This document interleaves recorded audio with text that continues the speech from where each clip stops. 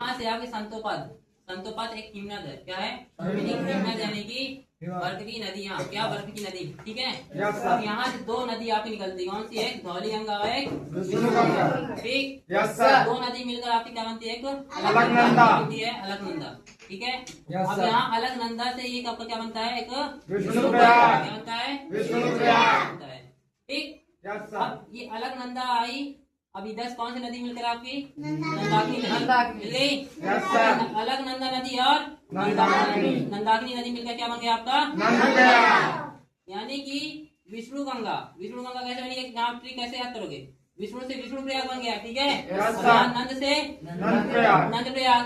ठीक। फिर अलकनंदा आई, यहाँ पे आती आती यहाँ पे आकर रुक गई। अब यहाँ पे है, यहाँ पे भी कौन सी नदी है? अलकनंदा।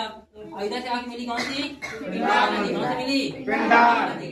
अब अलकनंदा और पिंडार नदी मिलकर कौन सा प्रयाग बना? प्रयाग बना। ठीक है। अब फिर आगे से यहाँ से आती हुई यहाँ पे आ गई कौन सी?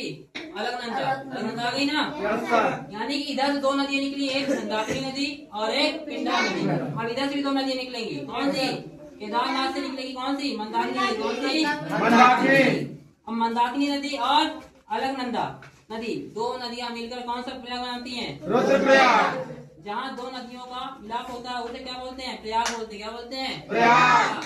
अब दो नदी, एक अलकनंदा और एक मंदाकिनी नदी मिलकर बनी रुद्रप्रयाग। ठीक है। अब फिर आगे आपकी कौन सी बढ़ रही नदी? कौन सी नदी बढ़ रही है आपकी? अलकनंदा। कौन सी बढ़ रही है? अलकनंदा नदी आपकी बढ़ती हुई यहाँ पर यहाँ पे आ गई। यहाँ पे क्योंकि यहाँ से कौन सी नदी आ रही है?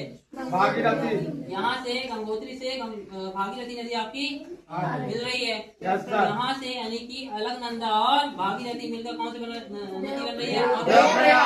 देवप्रयाग बन रहा है। ठीक है। देवप्रयाग से आपकी क्या निकल के बन रही है? गंगा नदी।